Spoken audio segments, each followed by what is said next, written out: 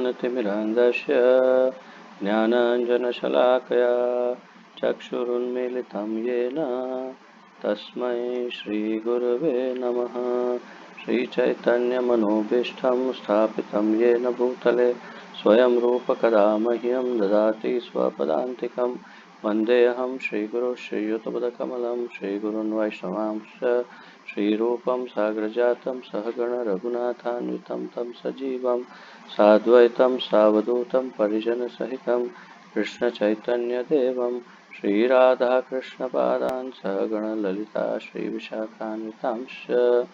हे कृष्ण करुणा सिंधु दीनबंधु जगत्पते गोपेश गोपिकाकांत राधाकांत नमोस्तुते।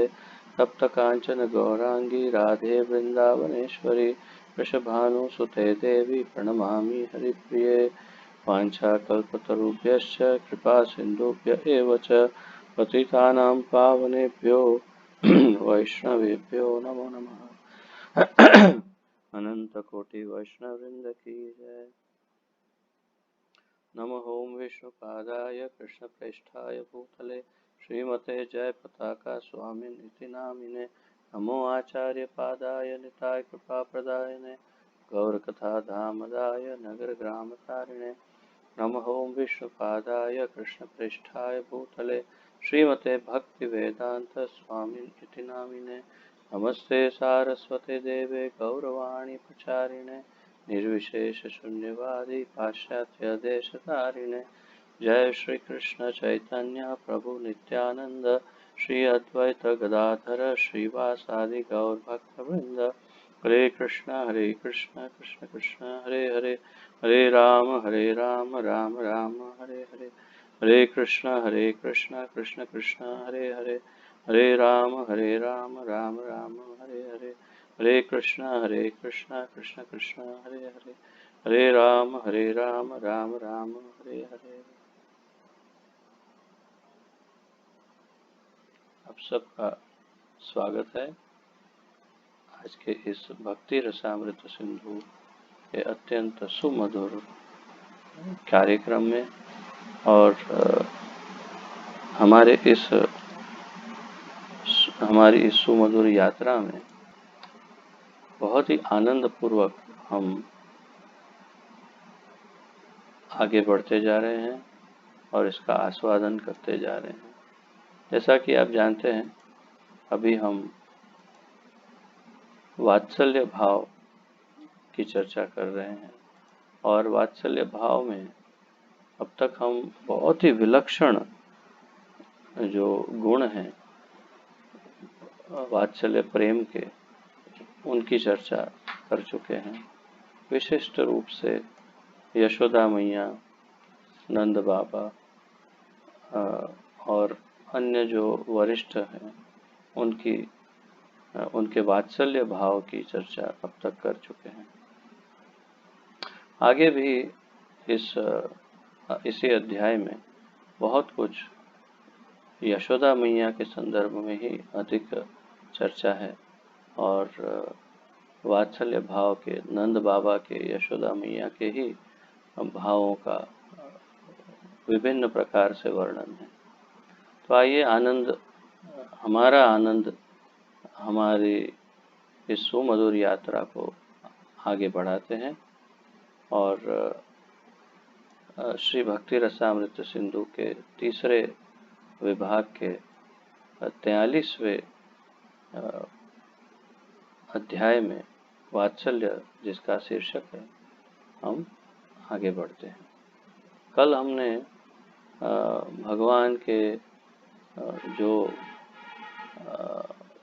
कौमार अवस्था के अंतिम भाग में जो लक्षण हैं वो लक्षण भी संक्षिप्त में हमने चर्चा की थी कि लकड़ी ले लेते हैं, बछड़ों को चराने जाते हैं इत्यादि। तो आगे अब चर्चा यहाँ से आगे बढ़ाते हैं।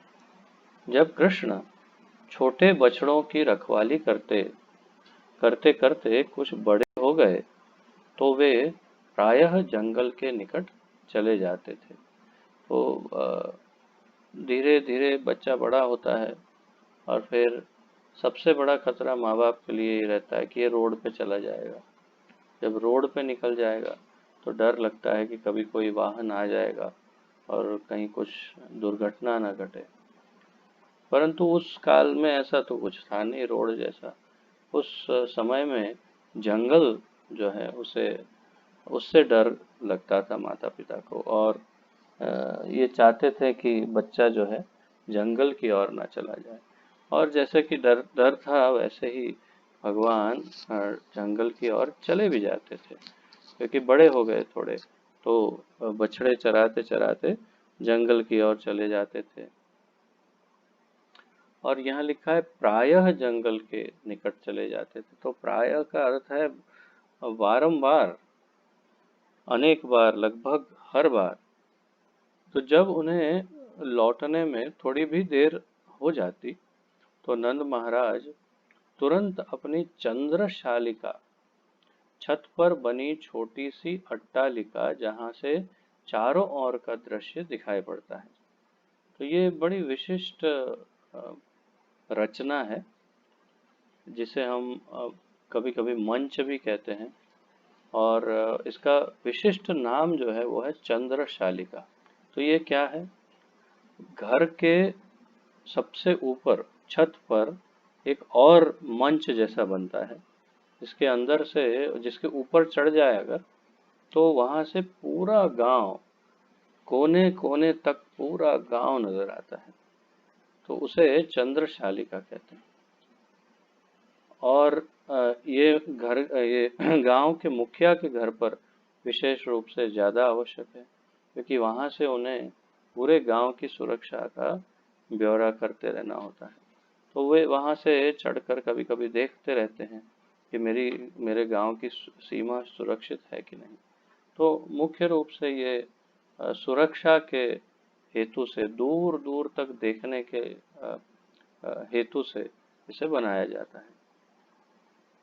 तो उस चंद्रशालिका पर चढ़ जाते नंद बाबा, और उनकी राह देखते रहते। किसकी? कृष्ण की। क्यों? क्योंकि छोटा बच्चा था, अभी भी कौमार अवस्था में है, लेकिन बछड़े चराने चला गया है, और गया है कहाँ? जंगल की ओर चला गया। बहुत व्याकुल हो जाते पिता। नंद महाराज वहां से तब तब तक नहीं उतरते जब तक अपनी पत्नी को यह नहीं बता देते कि कृष्ण अपने ग्वाल मित्रों के साथ और बछड़ों के साथ वापस लौट रहे हैं। तो अर्थात कि उनको ये अनुमति नहीं थी कि नीचे आए। यशोदा मैया ने शायद उनको इंस्ट्रक्शन दिया होगा, ये उनको चेतावनी दी होगी कि आप तब तक नीचे नहीं उतरेंगे जब तक मुझे नहीं बताएंगे कि अब मुझे कृष्ण और बलराम दिखाई दे रहे हैं, तो उसके बाद ही आप नीचे उतर सकते हैं। तो उन्हें वो भी प्रेशर था, और ऊपर से अत्यंत चिंता भी थी कि कृष्ण बलराम चले गए हैं। तो नंद महाराज कृष्ण के सिर पर लगे मोर पंख की ओर संकेत करते और अपनी प्रिय पत्नी को बताते कि वह बालक उनके नेत्रों को किस तरह मोह रहा है। यहाँ अब विषय बदल गया। नंद महाराज कृष्ण के सिर पर लगे मोर पंख के की ओर देख करके इशारा करते यशोदा मैया को कि ये कितना मनमोहक है ये बालक, और इसकी सब अदाएं कितनी मनमोहक है। ये सब देखो, ये सब ऐसा करता है तो इतना मन को मोह लेता है ये। मतलब कि एक पिता को उनकी सारी अदाएं बहुत अच्छी लगती थी। अब अगर हम हमारे कलयुग के पिताओं के साथ तुलना करें तो बहुत अंतर आ जाता है कई बार, क्योंकि कलयुग के पिता अपने काम काज में इतने अधिक व्यस्त होते हैं कि उनको अपने पुत्र पुत्रियों में मोहक या सुंदरता या प्रेम, लाड़ प्यार, वो सब थोड़ा कम दिखाई देता है। अगर कोई ऐसे मोर पंख जैसे ये लगाया, ऐसे कुछ अलग करके आए, तो पिता पहले तो देखेंगे ही नहीं, और अगर देख लिया तो बोले कि क्या किया है, क्या मूर्ख जैसा कुछ भी करता रहता है, निकल, बहुत गंदा लग रहा है, और बोले उसको फटकार देंगे। तो कलयुग के पिता के भाव और कलयुग के बच्चे भी अ, थोड़े से अलग है, परंतु इससे हमें ये पता चलता है कि उस समय पर पिता जो है बड़े वात्सल्य के साथ अपने बच्चों को प्रोत्साहित करते। और ये तो खैर भगवान की लीला की बात है, इसलिए इसमें तो किसी की भी तुलना नहीं की जा सकती सामान्य लोगों की। परंतु हमें इससे प्रेरणा तो ले ही सकते हैं कि अपने बच्चों को अ, प्रेरित करते रहना चाहिए, प्रोत्साहित करते रहना चाहिए, एनकरेज करना चाहिए, उनको मोटिवेट करना चाहिए, ताकि वे जो भी कर रहे हैं, अगर कुछ बहुत ज़्यादा बुरा नहीं कर रहे हैं, तो उसी को अच्छी तरह से करें और आगे बढ़े। और हम भक्तों को तो अपने बच्चों को भक्ति में ही आगे बढ़ाने की प्रेरणा देनी चाहिए। हम कल चर्चा कर रहे थे कि कुछ पिछले कई दिनों से सुदीप्ता जो है उसे हम देख रहे हैं कि क्लास रेगुलरली अटेंड कर रहा है, और हम दोनों बहुत ही प्रभावित हुए हैं, अत्यंत प्रसन्न, पायल से भी और सुदीप्ता से भी। विशेष रूप से सुदीप्ता से इसलिए क्योंकि पायल तो फिर भी एक लड़की है, और इसलिए धैर्य उसके अंदर, अ, सौम्यता और आध्यात्म में इंटरेस्ट, ये होना थोड़ा स्वाभाविक है, और फिर उसे संयुक्ता का एसोसिएशन मिलता रहा है, इसलिए अच्छा डेवलपमेंट है। परंतु सुदीप्ता की जो उम्र है उसको देखते हुए ये बड़ा आश्चर्य है कि वो कितनी गंभीरता से रेगुलरली भक्ति रसामृत सिंधु का क्लास अटेंड कर रहा है। तो इस उम्र के बच्चे भक्ति रसामृत सिंधु जैसे अत्यंत गहन और आध्यात्मिक विषयों पर अपना अपनी रुचि को स्थिर कर सके, ये बड़ा बहुत विचित्र बात है। परंतु ये कैसे संभव है? एक तो ये सारे जीव जो हैं बच्चे, वो सब पहले के ही भक्त हैं, योग भ्रष्ट होंगे जीव की जो आगे की अपनी भक्ति योग को संपन्न करने हमारे घरों में आए। और दूसरा ये भी है कि उनके घर में उस तरह का वातावरण है जिससे उनकी भक्ति धीरे धीरे धीरे धीरे आगे बढ़ाने में उनको प्रोत्साहन मिल रहा है। सारे बच्चे नहीं आते, परंतु कुछ बच्चे आ रहे हैं, तो इससे उनके घर के वातावरण का भी पता चलता है। तो बहुत प्रसन्न हैं हम, और हमें हमेशा बच्चों को प्रोत्साहित करना चाहिए। कोई अच्छी बात कर रहे हैं तो उन पर बहुत प्रोत्साहन देना चाहिए, और उनकी ओर ध्यान देना चाहिए, बच्चों की ओर। उन पर अगर ध्यान नहीं देंगे, थोड़ा सा सीरियस उनके प्रति विचार नहीं करेंगे, उनसे मित्रता मैत्री नहीं करेंगे, तो फिर संबंध जो है बहुत एक औपचारिक संबंध बन जाएगा, जिसके अंदर हाँ माता है, पिता है तो पिता है, बच्चा है ठीक है, वो अपने आप बड़े हो जाएंगे और एक दिन अपना अपना संसार बसाएंगे। परंतु ये प्रेम डेवलप करके उनके अंदर भक्ति के संस्कार डालना आवश्यक होता है। हम विषय से काफी डाइवर्ट हो गए, परंतु मेरा भी ये उत्तरदायित्व है आप सबको थोड़ा थोड़ा मार्गदर्शन देते रहने का, और ये विषय भी मुझे उपयुक्त लगा, तो मैंने इसकी चर्चा छेड़ दी। तो वास्तव में यहाँ पर तो वात्सल्य प्रेम की बात है जो कृष्ण को कृष्ण के प्रति नंद बाबा और यशोदा मैया का है। और बाबा नंद बहुत ही प्रभावित और मोहित हो जाते हैं भगवान की छोटी छोटी इन बातों से।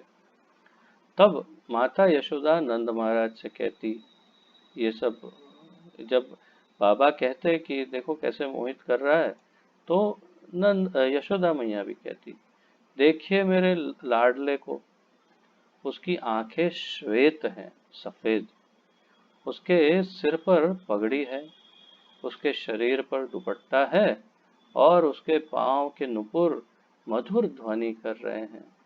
वह अपने सुरभि बछड़ों के साथ निकट आ रहा है। और देखिए ना, वह वृंदावन की पवित्र भूमि में किस तरह से विचरण कर रहा है। तो इससे प्रतीत होता है कि दोनों ही छत पे हैं। और नंद बाबा वो क्या क्या नाम है उसका,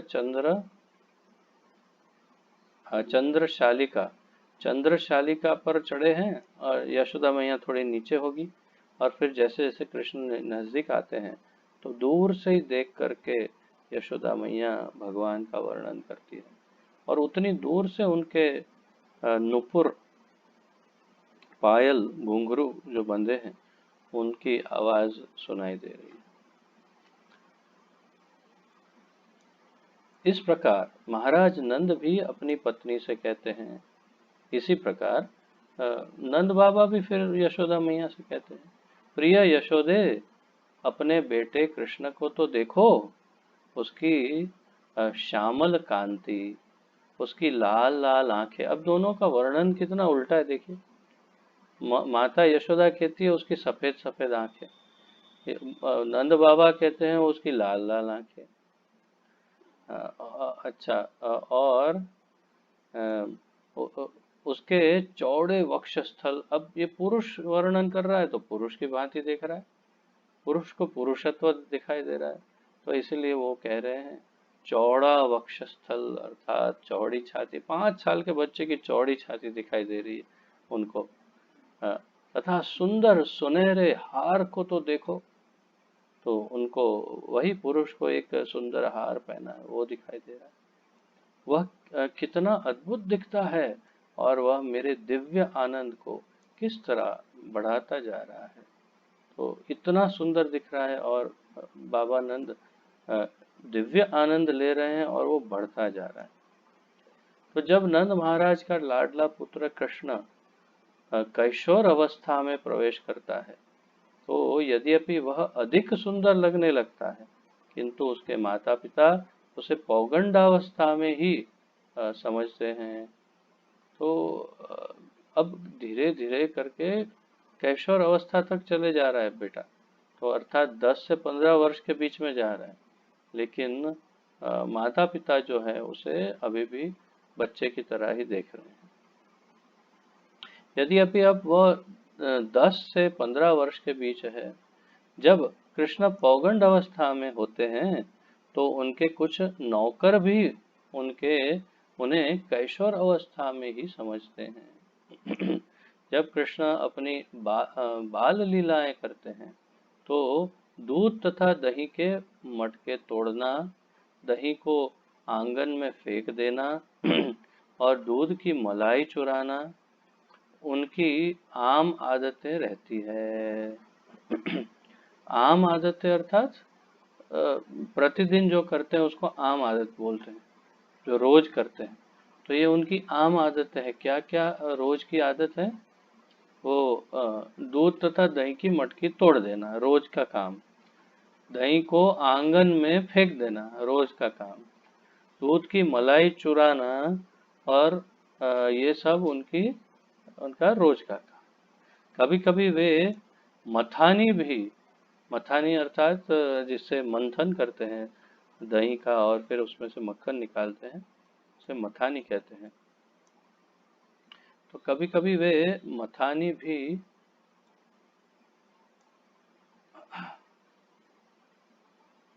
तोड़ देते हैं और कभी कभी तो वे मक्खन को आग में डाल देते हैं। अच्छा, मतलब कितना शैतान बच्चा है, क्या क्या बोले भाई। इतनी शैतानी, इतनी मेहनत करके मैया मक्खन निकालती है और वो मक्खन निकालने वाली मथानी को ही तोड़ दे, कितना नुकसान। और फिर मक्खन जो निकाले उसको आग में डाल देता है। इस तरह वे अपनी माता यशोदा के दिव्य आनंद को बढ़ाते हैं। अब आचार्य उसको क्या कह रहे हैं? आचार्य ये नहीं कह रहे कि बहुत शैतान हो गया, बड़ा हो गया, मस्ती कर रहा है, परेशान कर रहा है, नहीं। माता यशोदा दुखी हो रही है, तकलीफ में है, दुख झेल रही है, कष्ट भोग रही है, नहीं। ये कह रहे हैं आचार्य कि इस तरह वो अपनी माता यशोदा के दिव्य आनंद को बढ़ाते हैं। तो ये केवल भगवान से ही संभव है। इस संदर्भ में माता यशोदा ने एक बार अपनी दासी मुखरा से कहा। तो अब मैंने जैसे आपको पूर्व में कि यशोदा मैया का ही काफी वर्णन है, बहुत वर्णन है यशोदा मैया।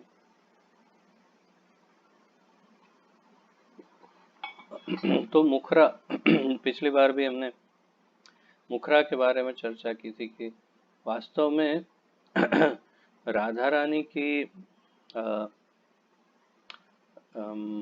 धाई नहीं, वो कीर्तिदा सुंदरी की धाई मेरे ख्याल से उनका नाम मुखरा है। थोड़ा कंफ्यूजन अभी स्मरण नहीं हो रहा है, परंतु यहाँ हम देख रहे हैं कि यशोदा मैया की एक दासी का भी नाम मुखरा है। तो कृष्ण लीला में कई नाम डबल है, जैसे सुदामा, श्रीदामा, ये मुखरा हो गई, ऐसे अर्जुन, ऐसे कई नाम डबल डबल है। मतलब एक वृंदावन लीला वाला है, तो एक कहीं और है, इस तरह से। तो हमें कंफ्यूजन नहीं होना चाहिए किसी बात का। तो ये दासी मुखरा है यशोदा मैया की। जरा कृष्ण को तो देखो, वह चारों ओर आंखें चुराकर देखते हुए झाड़ी अर्थात कुंज से धीरे धीरे बाहर निकल रहा है। और ये लोग छुप छुप के देख रहे हैं, और कृष्ण चोरी करने के लिए ऐसे ऐसे कारनामे करते हैं, आंखें इधर से उधर, इधर से उधर घुमाते हुए धीरे धीरे धीरे आंखें चुरा कर, अर्थात कि बच बच करके, कोई देख ना ले उसे आंखें चुराना कहते हैं, ये मुहावरा है। तो बच के धीरे धीरे झाड़ी के पीछे से बाहर निकल रहा है। ऐसा लग रहा है मानो मक्खन चुराने आ रहा हो। तो पता तो चल गया कि ये तो मक्खन ही चुराने आ रहा है। स्वयं को प्रकट न करो, अन्यथा वह समझेगा कि हम उसे देख रही हैं। तो ये मुखरा से कह रही यशोदा मैया, स्वयं को प्रकट न करो, छुपी रहो, अन्यथा वो समझेगा कि हम उसे देख रहे हैं।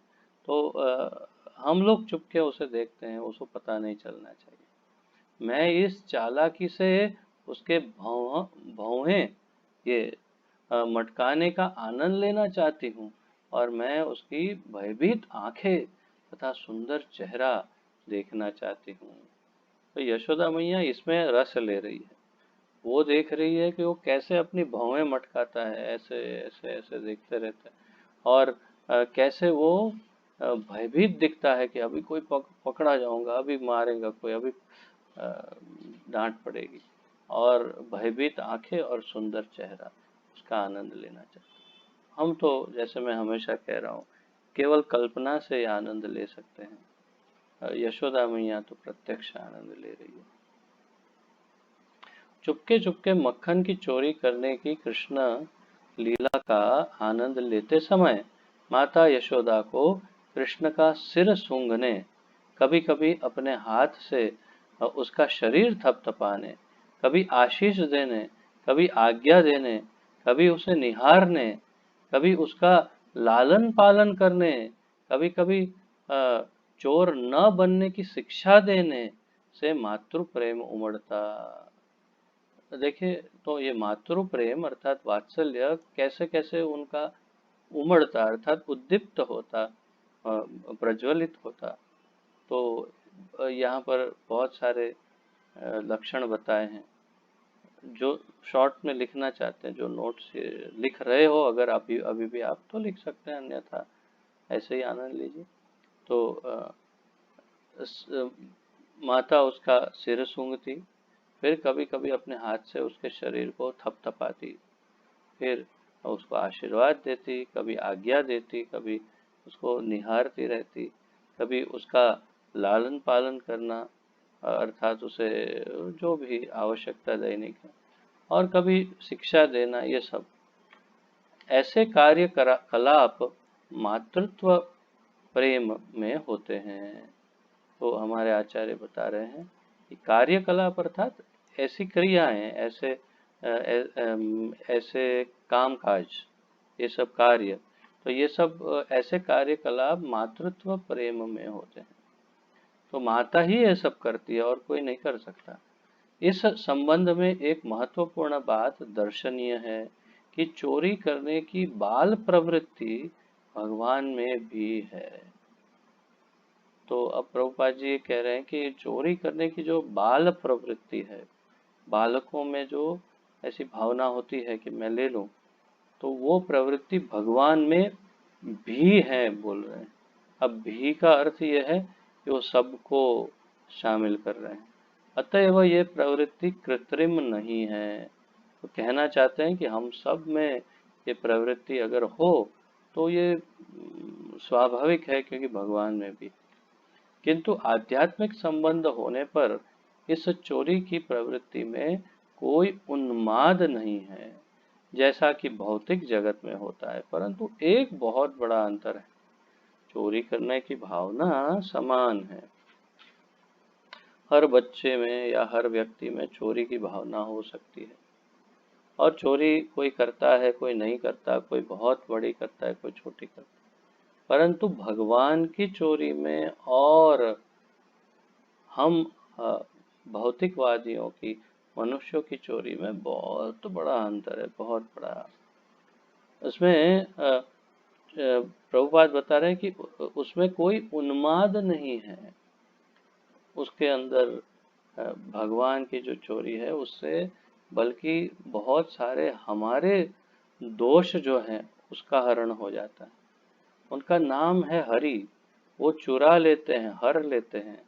तो लगता है मक्खन चुरा रहे हैं, परंतु वे हमारे चित्त चुराते हैं, मन चुराते हैं, हमारे बुरे जो भी कर्म हैं उनके फलों को चुराते हैं, और बदले में हमें उनका प्रेम प्रदान करते हैं, और ये उद्दीपन प्रदान करते हैं जिससे उनका प्रेम और बढ़ता जाए। तो गोपियों का क्या होता था? गोपियों को नुकसान की कोई परवाह नहीं रहती कि क्या नुकसान हो गया क्या, परंतु उन्हें बहुत आनंद आता, अद्वितीय आनंद आता जब कृष्ण उनकी मटकी फोड़ता, दूध दही बर्बाद कर देता, उनको छेड़ता, तो बड़ा आनंद प्राप्त करती। और इस प्रकार इसमें तो बहुत कुछ समझाया जा सकता है, परंतु मुख्य रूप से भगवान की चोरी में और हम मनुष्य की चोरी में बहुत बड़ा अंतर है। चाहे हम वैसा ही करने की कोशिश क्यों ना करें जैसे कृष्ण ने किया, तो भी हम कभी भी सफल नहीं हो सकते।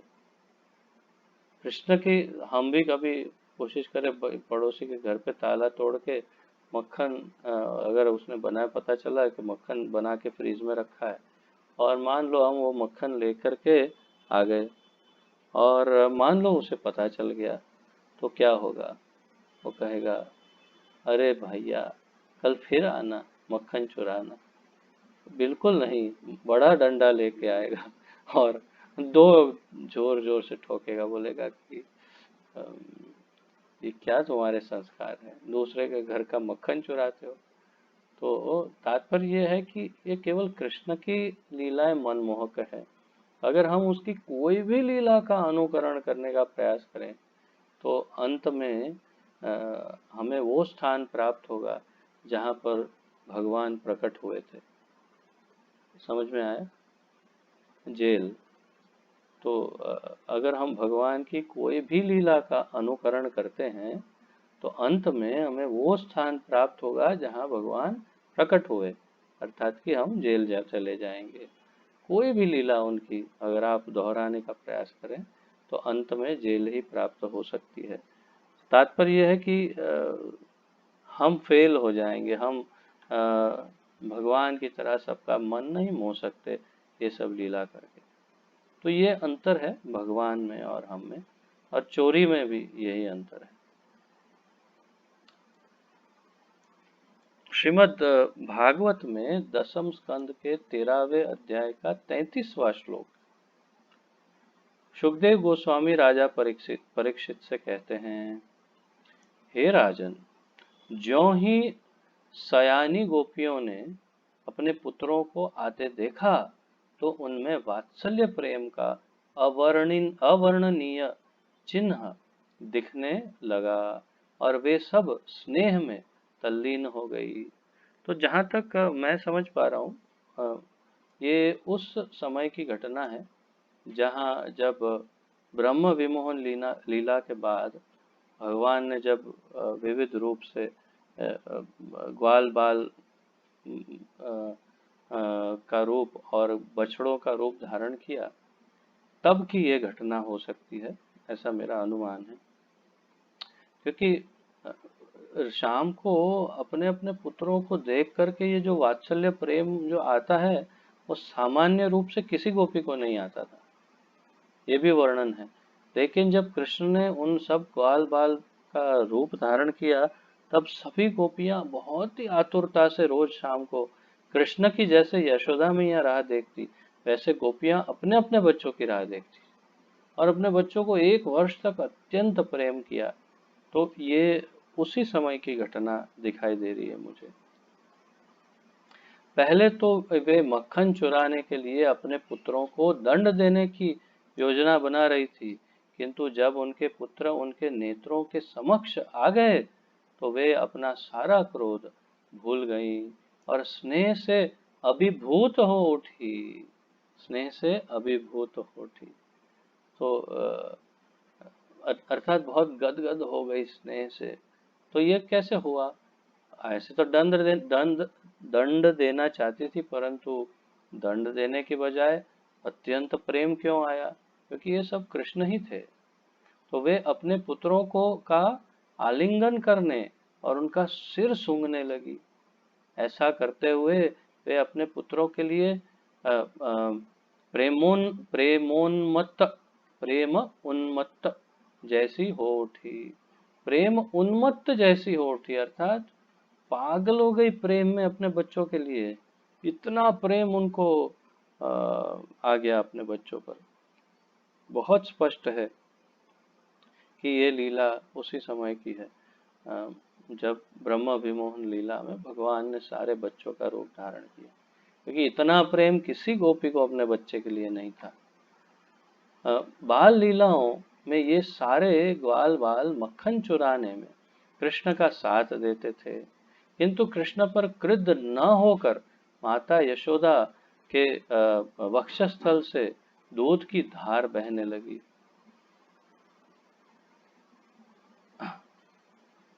तो कृष्ण पर क्रोधित होने जब बाल लीलाओं में ग्वाल बाल मक्खन चुराते, तो कृष्ण का ये बच्चे सब कृष्ण का साथ देते और कृष्ण पर यशोदा मैया क्रोधित होने की जगह ये सब सुनकर या ये सब जानकारी प्राप्त करके यशोदा मैया के वक्षस्थल से दूध की धार बहने लगती। कृष्ण के प्रति स्नेह के कारण वे बारंबार उनका सिर सूंघने लगी। तो कितना आश्चर्य है कि कोई कोई माता अगर सुने कि मेरे बच्चे ने ऐसा कुकृत्य किया है कि मक्खन चुराया, किसी का हांडी फोड़ दी, ये किया हो, तो माता कितनी क्रोधित हो जाएगी। और ये माता है कि उसके दूध की धार बहने लगी और वो उसको अत्यंत प्रेम करने लगी। मतलब भगवान की किसी भी क्रिया में माता यशोदा को बस आनंद ही मिलता और प्रेम ही बढ़ता रहता। तो ये केवल भगवान के ही केस में संभव है। समस्त ग्वाल बालों की माताओं द्वारा अपने बच्चों को चूमना, उन्हें गले लगाना, उनके नाम लेकर पुकारना तथा चोरी की आदत के लिए हल्की डांट लगाना, ये उनके समय सामान्य कार्यकलाप थे। अर्थात कि ये प्रतिदिन यही चलता रहता था। वात्सल्य प्रेम की ये अभिव्यक्तियां सात्विक भाव, देखिए वात्सल्य प्रेम की इन अभिव्यक्तियों को सात्विक भाव कहलाती है, जिनमें 8 प्रकार के लक्षण देखे जाते हैं। तो ये अष्ट सात्विक भाव जो है उसकी चर्चा यहाँ पर कर रहे हैं। तो ये 8 प्रकार के सात्विक भाव इसमें देखे जाते हैं।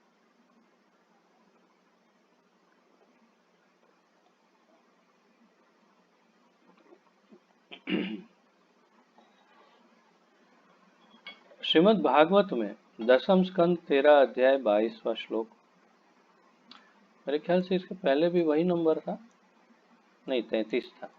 ये दसम स्कंद 13वां अध्याय 22वां श्लोक है। सुखदेव गोस्वामी राजा परीक्षित को बतलाते हैं, सारे ग्वाल बालों की माताएं भगवान की योग माया शक्ति के आच्छादक प्रभाव से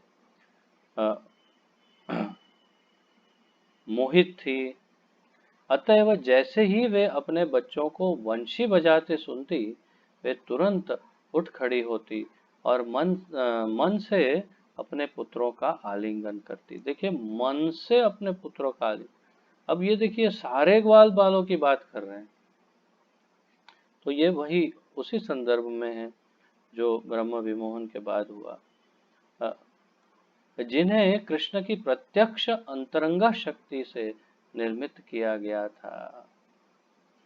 तो यहाँ पर स्पष्ट कर दिया कि ये सारे भगवान की अंतरंग शक्ति से प्रकट हुए थे।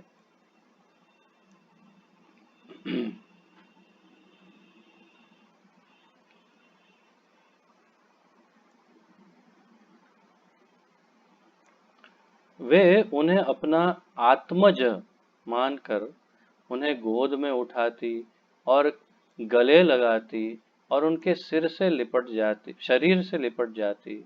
इस घटना से उत्पन्न भावनाएं अमृत के स्वादिष्ट नशे से भी मीठी होती और माताओं के वक्षस्थल से बहते दूध को उनके बच्चे तुरंत पी जाते। तो अब ये अत्यंत पराकाष्ठा में जो वात्सल्य रस है उसकी यहाँ पर चर्चा आचार्यगण कर रहे हैं।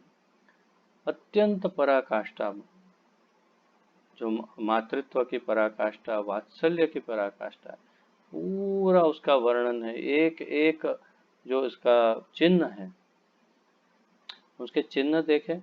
सबसे पहले तो ये योग माया शक्ति के आच्छादित प्रभाव से मोहित थी सब। तो ये योग माया शक्ति के कारण ये सब प्रभावित होकर के अत्यंत प्रेम जो है उनमें जागृत हो गया था। अतएव अपने बच्चों को वंशी बजाते सुनती, उनकी बांसुरी बजाते, फिर वो मन में आलिंगन करने लगते। फिर उन्हें अपना आत्मज अर्थात कि अपने शरीर का टुकड़ा, अपने हृदय का टुकड़ा, अपनी आत्मा का ही एक भाग, आत्मज अर्थात अत्यंत प्रिय या अपना ही एक भाग हो, उसे आत्मज कहते हैं। अत्यंत प्रिय को आत्मज कहते हैं। तो ये आत्मज मानकर उन्हें गोद में उठाती, गले लगाती, उनके शरीर से लिपटती और इतनी भावनाएं उत्पन्न होती। उसमें यहाँ कितना अच्छा वर्णन किया है कि भावनाएं अमृत के स्वादिष्ट नशे से भी मीठी होती। अब हमें तो अमृत तो किसी ने चखा नहीं, अमृत से भी अत्यंत गुना मीठा रस उन्हें इसमें प्राप्त होता और फिर उनके इतने भावुक हो जाती कि उनके वक्षस्थल से दूध की धाराएं बहती और बच्चे ये सारा दूध पी जाते। ये भी एक विलक्षण बात है। तो रूप गोस्वामी कृत ललित माधव में कृष्ण को इस प्रकार से संबोधित किया गया है, हे कृष्ण, जब तुम हे कृष्ण, जब तुम पशुओं को चराते हो तो बछड़ों तथा गायों के खुरों से उठी धूल तुम्हारे सुंदर मुख तथा कलात्मक तिलक को ढक लेती है। तो अब 2-4 गाय के पैरों से धूल उड़ रही हो ना, तो ठीक है कि शायद हो सकता है कि ऐसे ऐसे झाड़ देंगे थोड़ा सा तो निकल जाएगी धूल। 9 लाख गाय के पैरों से एक गाय को 4 पैर, तो 9 lakhs इंटू 4, तो उतनी इतने पैरों में से जो धूल उड़ रही है वो धूल भगवान के मुंह पे आएगी तो क्या होगा।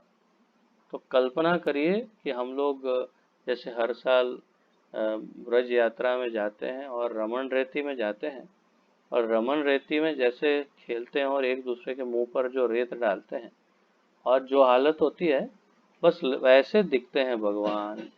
जब गैया चरा के आते हैं तो बस वो रमन रेती में खेले जैसे दिखते हैं, पूरे रेत से भरे हुए, रज रज रज से भरे हुए।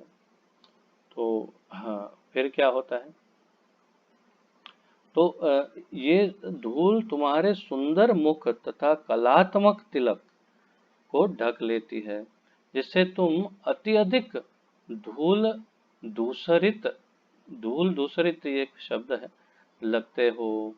किंतु जब तुम घर लौटते हो तो तुम्हारी माता के वक्षस्थल से निकला दूध तुम्हारे मुख की धूल को धो डालता है, और तुम इस दूध से उसी तरह शुद्ध हो जाते हो जिस तरह अभिषेक करते समय अर्चा विग्रह शुद्ध हो जाता है। तो यहाँ बताया गया है कि ललित माधव में ये वर्णन रूप गोस्वामी कर रहे हैं कि भगवान जब घर वापस आते हैं तो अत्यंत धूल जब उनमें पूरे शरीर पर जब रज रज रज लगी है तो उसको कैसे धुलते हैं, तो माता उसको देखते ही उनके वक्षस्थल से जो दूध की धाराएं बहती है, तो उसी धारा के अंतर्गत जैसे वो लिपटते हैं तो उससे उनका पूरा मुख धुल जाता है। और जैसे हम मंदिर में, आप सबको तो अनुभव है कि जब कोई उत्सव होता है तो अर्चा विग्रह के अभिषेक होते हैं, और पहले अगर मान लो कि उनको दही का अभिषेक कर दिया तो पूरा मुंह ढक गया, फिर उसके ऊपर जब जल से अभिषेक करते हैं तो पूरा साफ हो जाता है मुंह। तो उसी प्रकार भगवान का पूरा मुखारविंद एकदम सुंदर स्वच्छ और साफ हो जाता है, वो भी माता के दूध से। अर्चा विग्रह, प्रभुपाद समझाते हैं, अर्चा विग्रह मंदिर में यह मंदिरों में यह प्रथा है कि यदि कोई अशुद्ध कार्य हो जाता है तो अर्चा विग्रह का दूध से अभिषेक कराया जाता है। कृष्ण भगवान हैं और उन्हें माता यशोदा के वक्षस्थल के दूध से नहलाया गया, जिससे वे धूल के आवरण से शुद्ध हो गए। तो उनको नहलाने के लिए भी माता यशोदा के वक्षस्थल का दूध इस्तेमाल किया। ऐसे भी उदाहरण मिलते हैं जब माता यशोदा भावावेश में स्तंभित हो जाती थी। तो हमने स्तंभन का पहले देखा, स्तंभित होना अर्थात एकदम एक पुतले की तरह हो जाना, अवाक हो जाना, बिल्कुल कुछ क्रिया नहीं, निष्क्रिय, एकदम स्थिर हो जाना। तो स्तंभन, जैसे हम जो बच्चे होते हैं वो खेलते हैं, उसे कहते हैं स्टैच्यू। तो एक दूसरे को स्टैच्यू करते हैं तो ऐसे हो जाते हैं स्टैच्यू, तो ऐसा स्तंभित हो जाती। तो कब होती वो अब आगे बताएंगे। यह यह तब हुआ जब उन्होंने अपने पुत्र को गोवर्धन पर्वत उठाते देखा। तो कैसे माता कैसे कल्पना कर सकती है कि मेरा बेटा पहाड़ उठा लेगा पूरा। तो उसको उठाते हुए देखा और अत्यंत अचंभित और स्तंभित हो गई माँ। जब कृष्ण पर्वत उठाए खड़े थे तो माता यशोदा को उनका आलिंगन करते हुए झिझक हुई और वे स्तंभित हो गई।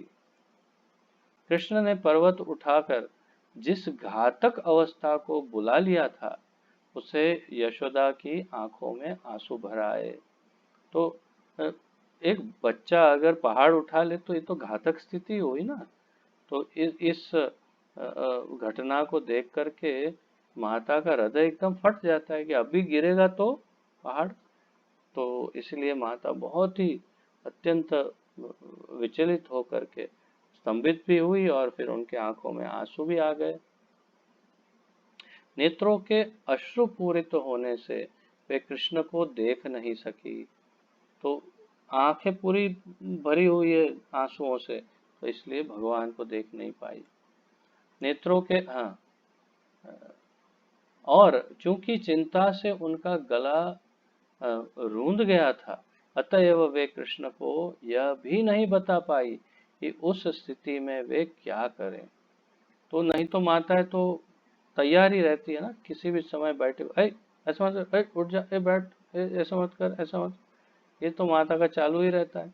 तो अब ये तो छोटा बच्चा ही है, तो बस जैसे हमेशा बोलती वैसे बोलने ही वाली थी, परंतु बिल्कुल स्थिर, स्तंभित, अचंभित, अवाक हो गई और क्या बोले, बोल ही नहीं पाई कुछ। यह यह प्रेम में स्तंभित होने का लक्षण है। तो ये वात्सल्य प्रेम में स्तंभित होने का लक्षण। कभी कभी माता यशोदा को मुख की, क्षमा कीजिए, कभी कभी माता यशोदा को सुख की दिव्य अनुभूति होती थी, विशेषतया जब उनका बालक किसी घातक स्थिति से बच बच जाता था, जैसे पूतना द्वारा या अन्य असुर द्वारा आक्रमण किया जाना। तो जब कभी बच्चा बच के आता था तो माता यशोदा को अत्यंत सुख की अनुभूति होती थी, दिव्य अनुभूति। क्योंकि मेरा बच्चा अभी अभी मौत के मुंह से होकर के आया है, बच के। तो कैसा, अब आप जो विशेष रूप से आप माता पिता हैं जो हैं, वो इस बात की कल्पना कर सकते हैं कि बच्चा जब सुखरूप वापस आ जाता है किसी बड़ी, बहुत बड़ी दुर्घटना से बच के, तो कितनी शांति मिलती है माता के हृदय को। तो वैसा ही हुआ, होता था हर बार। श्रीमद् भागवत में दसम स्कंद 17वें अध्याय के 19वें श्लोक में 10.17.19 में सुखदेव गोस्वामी कहते हैं कि जब यशोदा को उनका खोया बालक वापस मिल गया तो उन्होंने अपना स्वयं को परम धन्य माना। उन्होंने उसे तुरंत अपनी गोद में उठा लिया और बारंबार उसकी बलैया लेने लगी। बलैया लेना मतलब ऐसे करते हैं ना, तो ऐसे करके ऐसे कुछ करते हैं। कृष्णा माता जी हंस रही है। तो ये बलैया लेना बोलते हैं उसको। तो वो बलैया लेने लगी है, माताएं ही ज्यादातर करती है। और जब वे इस तरह उसे बार बार दुलार रही थी तो उनकी आंखों से आंसू बह निकले, जिससे वे स्वयं अपने दिव्य हर्ष को व्यक्त न कर सकी।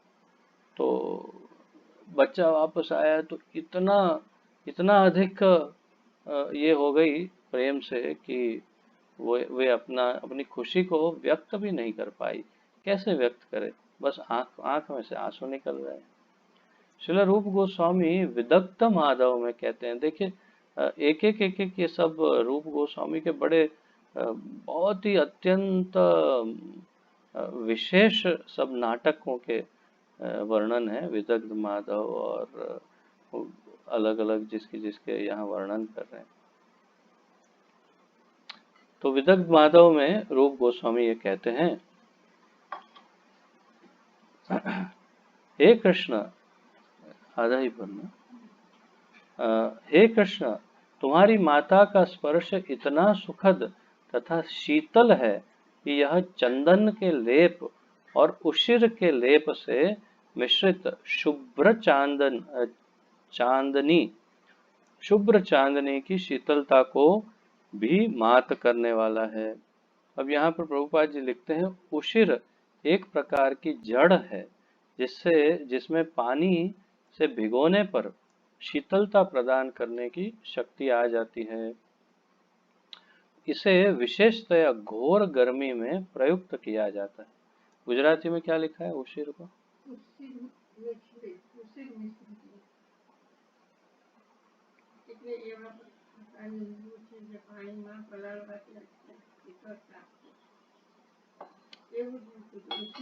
इंग्लिश में क्या लिखा है? उशिर पे लिए, ठीक है। तो फिर से इसको पढ़ते हैं कि तुम्हारी माता का स्पर्श इतना सुखद तथा शीतल है, इतना ठंडक देता है माता का स्पर्श। ये यशोदा मैया का स्पर्श है कि ये चंदन के लेप और उशिर के लेप से मिश्रित शुभ्र सफेद चांदनी की शीतलता, सफेद चांदनी की जो शीतलता है उसको भी मात करने वाला है, अर्थात ये सब कुछ काम नहीं लगेगा, इतनी ठंडक माता यशोदा के स्पर्श में है, इतनी ठंडक। श्री कृष्ण के लिए माता यशोदा का वात्सल्य प्रेम लगातार बढ़ता रहता है। देखिए, लगातार प्रेम बढ़ता ही रहता है निरंतर, और उनके प्रेम तथा भाव को कभी कभी प्रगाढ़ स्नेह तथा कभी कभी अत्यधिक अनुरक्ति के रूप में वर्णित किया जाता है। हाँ, विच रूट? उस्तरा, ओके, उशिर, उस्तरा। वास्तव में इंटरनेट पे देखना पड़ेगा कि इसको सामान्य भाषा में उशिर को क्या कहते हैं। तो खैर वापस आते हैं।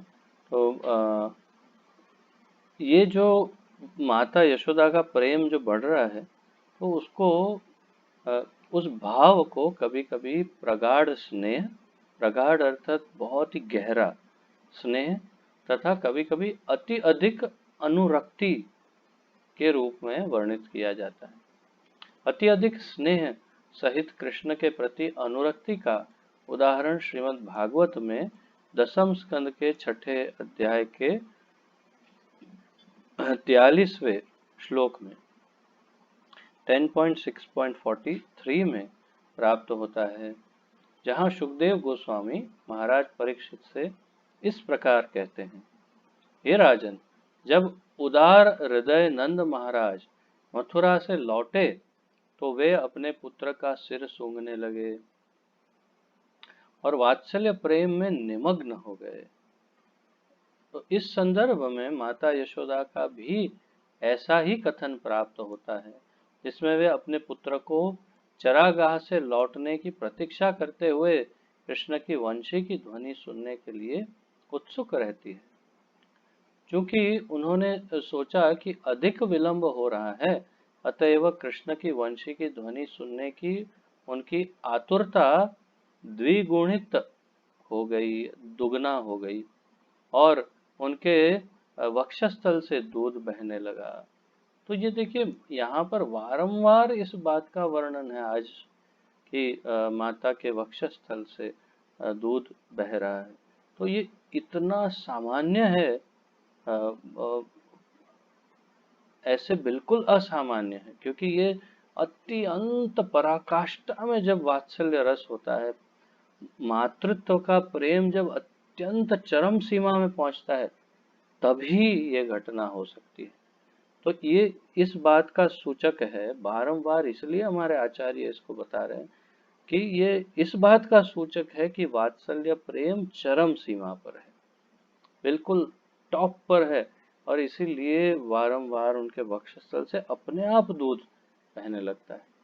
थोड़ी देर हो गई, इतनी चिंता हो गई और आतुरता इतनी बढ़ गई भगवान को देखने के लिए, उनको आलिंगन करने के लिए, कि उस विचार में ही उनके वक्षस्थल से फिर दूध बहने लगा। इस अवस्था में वे कभी घर के भीतर जाती और कभी बाहर आती। वे लगातार निरखती रहती कि गोविंद सड़क पर वापस आ रहा है या नहीं। तो एक कितनी व्याकुल है माता। आप को अनुभव होगा जब बच्चा कहीं बाहर गया हो और कोई ऐसी परिस्थिति हो या फिर बहुत देर हो गई हो तब एक बार जब चिंता शुरू हो जाती है, ऐसे तो पता नहीं आता जाता है चलता रहता है, परंतु एक बार चिंता शुरू हो जाती है फिर चैन नहीं पड़ता है। माता यहाँ जाती है वहाँ जाती है, इनको बुलाती है उसको फोन करती है, इसको पूछती है उसको पूछती है, और पिताजी की तो हालत ही खराब कर देती है। अरे आपको बोल रही हूँ जल्दी कुछ करो कुछ करो, पता नहीं कहाँ चला गया, क्यों नहीं आ रहा है, कहाँ गया कहाँ गया। तो बहुत व्याकुलता हो जाती है माता को। तो वैसे ही इनको हो गई कि गोविंद सड़क पर दिख रहा है, वापस आ रहा है या नहीं आ रहा है। जब बड़े बड़े ऋषि मुनि कृष्ण के कार्यों की प्रशंसा में स्तुति कर रहे थे, तो गोकुल की रानी माता यशोदा अपने वक्षस्थल से बहते दूध से अपनी साड़ी के अधोभाग को सिक्त किए कुरुक्षेत्र स्थल में प्रविष्ट हुई। तो यहाँ पर आगे बताएंगे भी प्रभुपाद की ये कुरुक्षेत्र का कहाँ से अचानक आ गया। तो कुरुक्षेत्र के युद्ध की ये स्थिति नहीं है, ये सूर्य ग्रहण के समय जब सभी ये अंत की बात है, बिल्कुल भगवान की लीला के एकदम अंतिम। तब सभी लोग कुरुक्षेत्र के मैदान में मिले सूर्य ग्रहण के समय। द्वारिका से कृष्ण और सब द्वारिकावासी आए, ब्रज से सारे ब्रजवासी आए, राधा रानी और यशोदा मैया भी आई। तो उस समय भी यशोदा मैया जब आ रही है तो पहले ही इतना उनका प्रेम प्रज्वलित हो चुका है कि उनकी साड़ी ही गीली हो चुकी है दूध की वजह से, और वो प्रवेश कर रही है कुरुक्षेत्र में। तो कुरुक्षेत्र युद्ध स्थल में यशोदा का पदार्पण युद्ध के दौरान नहीं हुआ था, प्रभुपाद स्पष्ट कर रहे हैं। अन्य अवसरों पर कृष्ण अपनी पितृभूमि द्वारका से सूर्य ग्रहण के समय कुरुक्षेत्र गए थे, और उस समय वृंदावन के वासी भी उन्हें देखने वहां पहुंचे थे। जब कृष्ण तीर्थ यात्रा में कुरुक्षेत्र पहुंचे तो वहां एकत्रित सारे लोग कहने लगे कि देव की पुत्र कृष्ण आए हुए हैं। उस समय स्नेहमयी माता की भांति देवकी कृष्ण के मुख पर हाथ फेरने लगी, और पुनः जब लोग चिल्लाए कि वसुदेव पुत्र कृष्ण आए हैं, तो नंद तथा यशोदा दोनों ही स्नेह विभोर होकर परम प्रसन्नता व्यक्त करने लगे। तो प्रसन्न तो हुए, परंतु अंदर से उनको ये वेदना भी होती होगी कि हमारे नाम से नहीं पुकार रहे हैं। जब गोकुल की रानी माता यशोदा अपने पुत्र को कुरुक्षेत्र में देखने जा रही थी, तो उनकी एक सखी ने उनसे इस प्रकार कहा, हे रानी, आपके वक्षस्थल रूपी पर्वत बहने वाले दूध ने पहले से गंगा नदी को श्वेत बना दिया है, और तुम्हारी आंखों के आंसुओं ने कज्जल, अर्थात यहाँ कज्जल लिखा है, शायद हिंदी में कहते होंगे, तो काजल से मिलकर यमुना के रंग को पहले ही श्यामल बना डाला। क्योंकि आप दो नदियों के मध्य खड़ी हैं, अतएव आपको अपने पुत्र को का मुख देखने के लिए उत्कंठा नहीं होना चाहिए। आपका वात्सल्य प्रेम इन दोनों नदियों के रूप में उन्हें पहले ही ज्ञात हो चुका है। माता यशोदा की इस सखी ने कृष्ण से इस प्रकार कहा। इसी सखी ने जिसने यशोदा मैया को ये सब कहा, उसने कृष्ण से कहा, हे मुकुंद, यदि गोकुल की रानी माता यशोदा को आग में भी खड़ा होना पड़े, किंतु उन्हें तुम्हारा कमल मुख देखने दिया जाए, तो वह अग्नि उन्हें हिमालय पर्वत जैसी शीतल लगेगी। क्या पराकाष्ठा है प्रेम की, देखिए। इसी प्रकार यदि उन्हें अमृत के सागर में खड़ा कर दिया जाए, किंतु तुम्हारे मुख का दर्शन न करने दिया जाए, तो वह अमृत का सागर भी उन्हें संख्या विष के समुद्र जैसा, और संख्या विष किसी विशेष प्रकार का अत्यंत भयानक विष है, उस विष के समुद्र जैसा लगेगा। तो अमृत का सागर उनको विष जैसा लगेगा अगर भगवान का चेहरा नहीं। कैसी उपमा, कैसे उदाहरण दिए हैं यहाँ पर, बहुत काव्यात्मक उदाहरण दे करके प्रेम का वर्णन किया है, वात्सल्य का।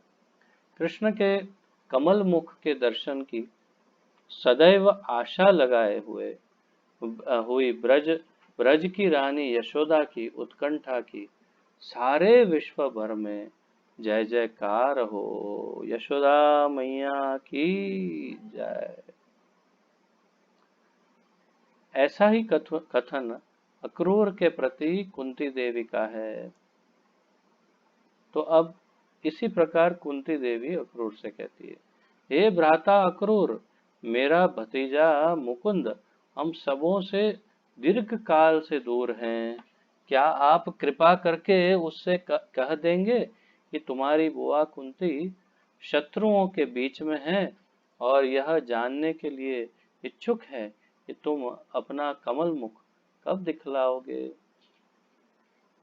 तो अब तक माता और पिता की चर्चा हुई, उनके वात्सल्य की चर्चा हुई।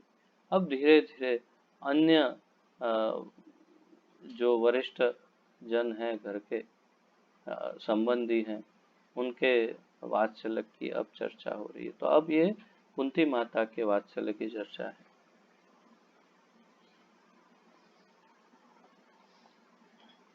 श्रीमद् भागवत में दसम स्कंद 46वें अध्याय का 28वां श्लोक है।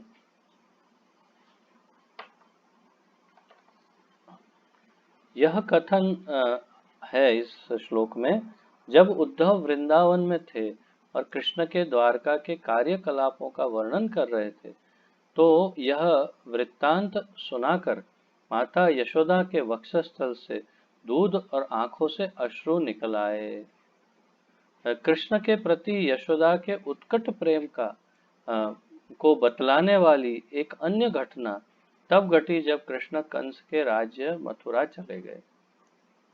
कृष्ण के वियोग में माता यशोदा कृष्ण के श्रृंगार के बर्तनों को देखते हुए भूमि पर मूर्छित होकर धम से गिर पड़ी। जब वे भूमि पर लौट रही थी तो उनके शरीर में अनेक खरोंचे आ गई, बहुत जगह चोट आ गई, और वे उस दयनीय अवस्था में चिल्लाने लगी, अरे मेरे बेटे, अरे मेरे बेटे। वे अपनी छाती अपने हाथों से पीटने लगी। तो दुख के कारण, वेदना के कारण अपनी छाती पीटने लगी। माता यशोदा का यह कार्य दक्ष भक्तों के द्वारा वियोग जनित भाव कहकर वर्णित किया गया है। कभी कभी अन्य अनेक लक्षण प्रकट होते हैं, यथा महान चिंता। तो अन्य कोई वात्सल्य में और क्या क्या लक्षण प्रकट हो सकते हैं, उसका एक संक्षिप्त वर्णन है। महान चिंता, बहुत ही चिंता हो जाना। शोक, अत्यंत शोक मग्न हो जाना। निराशा, स्तंभ, दैन्य, अशांति, उन्माद तथा मोह। आप सब के बारे में, एक एक के बारे में बच्चे के प्रेम के संदर्भ में सोच सकते हैं और आपको तुरंत समझ में आ जाएगा कि ये बिल्कुल संभव है। तो बच्चे को कुछ रोग हो गया, कुछ दुर्घटना हो गई, कुछ हो गया तो महान चिंता बच्चे के लिए। फिर वो दुखी हो गया तो माता पिता अत्यंत शोक में। फिर उसे कुछ निराशा हो रही है तो माता पिता ने, ये सब कुछ उसके वात्सल्य के लक्षण हैं जो अत्यंत वात्सल्य में उत्पन्न होते हैं। तो आज यहाँ तक ही चर्चा करते हैं, आगे कल फिर आगे बढ़ेंगे। आप इस पर मनोमंथन करिएगा, संभव हो तो फिर से एक बार पढ़ लीजिएगा और थोड़ा मनोमंथन अवश्य करिएगा कि वात्सल्य प्रेम की पराकाष्ठा किस प्रकार होती है। तो किसी का कोई प्रश्न आदि हो तो पूछ सकते हैं, अन्यथा हम यहीं पर विराम लेंगे। किसी का कोई प्रश्न आदि कुछ है?